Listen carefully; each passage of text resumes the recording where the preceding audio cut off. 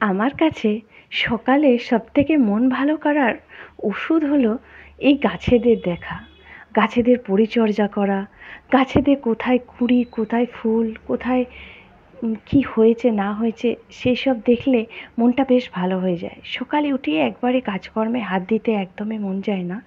কখনো ব্রাশ হাতে নিয়ে, কখনো ফুলের ঝুড়ি হাতে নিয়ে চলে আসে এই বাগানে। তো বর্ষায় আমার বাগানে বেশি একটু ক্ষতি হয়ে গেছে, গাছগুলো বেশ আগের মতো প্রাণোচ্ছল নেই, কেমন একটা নেতিয়ে গেছে। তো যাই হোক, এদের সারের প্রয়োজন, তাই ভাবছি একবার সার দেব। আর এই যে সাদা জবা, এই যে বেশ কটা তোলা হয়েছে, এইখানে হয়েছে, এই যে বেশ কটা তোলা হয়েছে, এই কটাই আছে গাছে। এগুলো সব কুড়ি এসেছে, এই যে এগুলো সব কুড়ি রয়েছে। ঠাকুরের কিছু কাজকর্ম সেরে চলে এসেছি একটু গলা ভেজাতে। যা শুধু চাটি খাবো, আদা দিয়ে চা বানিয়েছি, চাটি খাবো, দিয়ে স্নান করে নিজের কাজে লেগে পড়বো। নমস্কার বন্ধুরা, welcome back to my channel daily blogs with ঝুমার চ্যানেলে সকলকে জানাই স্বাগত। আজ আবারও বহুদিন পর আবারও একটা নতুন ভিডিও নিয়ে আপনাদের সামনে অলরেডি হাজির হয়ে গেছি। তো বলি কি কারণে ভিডিও, কতদিন নাগাদ ভীষণই ব্যস্ত ছিলাম, ছেলের পরীক্ষা চলছিল। আর প্রথম কথা, ছেলের পরীক্ষা চলছিল, আর দ্বিতীয় কথা হচ্ছে যে শরীরটা ভীষণই খারাপ ছিল। একদিন তো মাইগ্রেনের ব্যথাতে প্রায় 2 দিন ধরে খুবই বিছানাগত হয়ে গিয়েছিলাম। আর তারপরে হচ্ছে কোমর ব্যথা, এই ঘাড়ের নিচে থেকে একদম আপ টু কোমর পর্যন্ত আর কোমরের সাইড পর্যন্ত ভীষণই ব্যথা শুরু হয়ে গিয়েছিল। এত ব্যথা, এখনও ব্যথা যায়নি, ব্যথা আছে। প্রথমে ভেবেছিলাম গ্যাস, তো গ্যাসের জন্য ওষুধ খাচ্ছিলাম। তারপর একদিন মাইগ্রেনের ব্যথা শুরু হয়ে গেল। তারপরে যত কাজ করছি, ঝুঁকে কোনো কাজ করছি, মানে কাচাকুচি করছি, কোনো ঝুঁকে কিছু করছি, তখনই ব্যথা বেড়ে যাচ্ছে। আর দুপুরের পরে তাও একটু কমছে, তো এখনও ব্যথা আছে, ভীষণই শরীর খারাপ। তো আমাকে দেখে অবশ্যই বুঝতেই পাচ্ছেন। তো প্রথমেই আমি দুঃখিত আপনাদের সামনে অনেক দিন পর আসার জন্য। তো আমারও মনটা কেমন কেমন হচ্ছিল যে পুজো আসছে আর বন্ধুদের সাথে একটু কথাবার্তা হচ্ছে না, দেখা সাক্ষাৎ হচ্ছে না। তো যাই হোক, সকলে কে কেমন আছেন অবশ্যই জানাবেন। করছে আর আমি বাইরে এসে ভিডিও করছি। তো এখানে কাপড় চোপড় তুলতে এসেছি। এই যে কাপড় চোপড় কিছু শুকিয়ে গেছে, কিছু তুলছি। আর মেঘলা মেঘলা ওয়েদার। গত সোমবার একটু হালকা বৃষ্টি হয়েছে বিকেল থেকে, আর আজ বেশ ঠান্ডা ওয়েদার, হালকা হালকা হাওয়াও দিচ্ছে।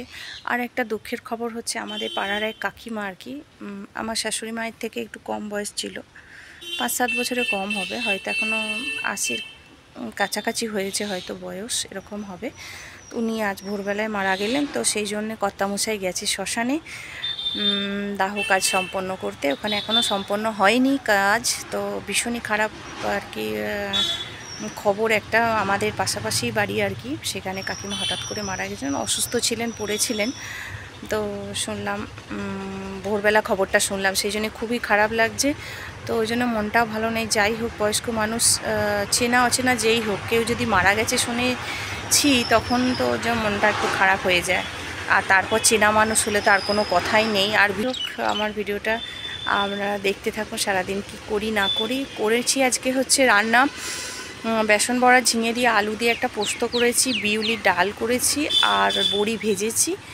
আর জাস্ট কিচ্ছু করিনি, এই দিয়ে রান্না হবে আজকে। শরীরটা বললাম না ভালো নেই, আর আজকে যেহেতু টুইসডে, নিরামিষ খাই, তো সেই জন্য আর বিশেষ কিছু করিনি। ছিলও না কিছু, সকাল থেকে ও তো ওখানেই ছিল, সেই জন্য বাজার হাটও সেরকম কিছু করেনি। আর রাতে দেখবো রুটি ফুটি যা হোক তো করবো সেরকম আর কি। তো যাই হোক, আমার ভিডিওটা দেখতে থাকুন আর আমার পাশে থাকুন। আর যদি নতুন কেউ হয়ে থাকেন অবশ্যই সাবস্ক্রাইব করে নেবেন।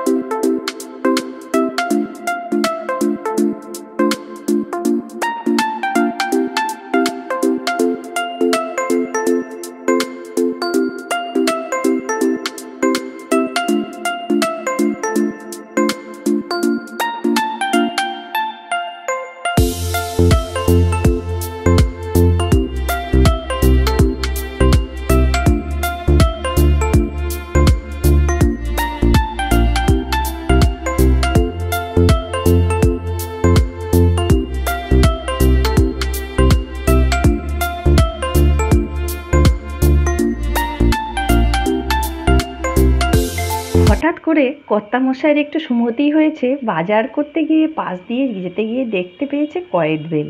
তাই 2টো কয়েদ বেল যথারীতি এনেছে। কে খাবে সে ও জানে না, আমি খাই কি না তাও জানে না। তো একটা ছাড়িয়ে মেখেছি, তো আগের দিন মেখে রেখে দিয়েছিলাম ফ্রিজে, তো সেটাই বার করে সব কাজকর্ম সেরে খাচ্ছি। তো এর অসাধারণ স্বাদ, এত সুন্দর মাখানোটা হয়েছে।